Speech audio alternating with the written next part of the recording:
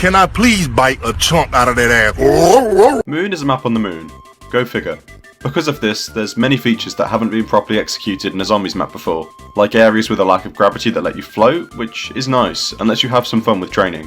When you get the power on and turn the lights on the cold icy rock, the technology creates artificial gravity in the research rooms, so you can breathe without having to wear a spacesuit. Speaking of which, yeah, the moon is in the dead of space, and the map presents you with two pieces of equipment, known as the PES? Known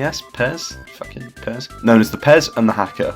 The PES is going to keep you alive until you can get to the dome and train for the rest of the time, or until you go down in the labs or one of the tunnels. The other piece of equipment is a hacker, or hacking device that turns you into a hacker man. Sadly, you can't carry both at the same time, so you'll begin to suffocate if you step outside of an airlock without the suit, but the hacker is a lot more versatile. You can open doors cheaper, refund perks, provide protection at the Pack-a-Punch, stop the excavators, more on that later. Pretty much, if you can interact with it in Moon, you can fucking hack it, whether it's a good consequence or not. The biodome I mentioned earlier is a part of the map that stands out the most to me, to be honest, besides Area 51.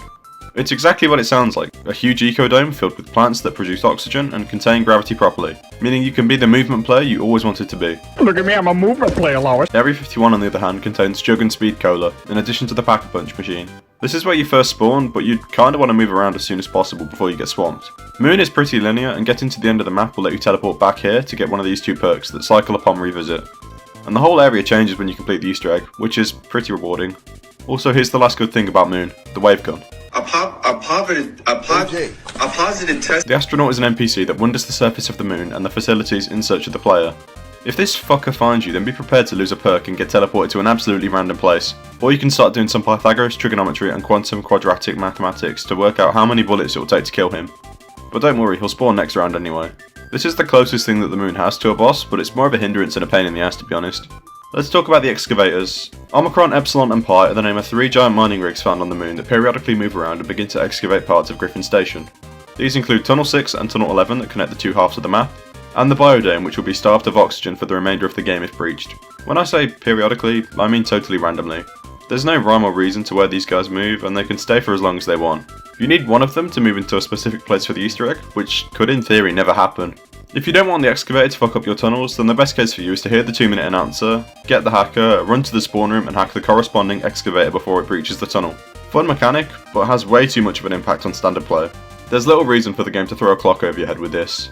You can literally sit with the hacker equipped around the safe spots and wait for the excavators to move, or frantically speedrun to spawn after finding the hacker in one of 17,576 spawn locations.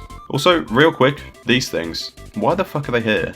In Black Ops 1, PhD Flopper is a thing, so you can actually just use these without worrying about fall damage. But in Black Ops 3 there's only Widow's Wine instead. So why are these still here? They're more of a hazard than a tool. They're pretty shit, to be honest. Let's move on to the worst part of Moon that I've brushed over a little bit here. The Easter egg. The Moon Easter egg involves opening a black pyramid known as the MPD, with 3 tools that are randomly pulled out of the mystery box. Yeah, because we all love a good RNG Easter egg, don't we?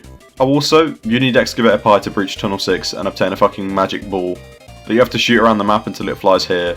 The ball also likes to get stuck in this room and get fucking lost at some times. I have fun with that. The fact that you need to get these 3 items out of the box, the Gersh device, the QEDs and the wave gun, and have an excavator drill in the right place is just insane. The only reason that me and my friend managed to complete the Easter egg here is because we got the wave gun and Gersh before like round 10. And we had the excavator dig in the right spot the round after. So we just rolled for the QEDs to get on with it anyway. But even if you get all these events to happen, you're not done there.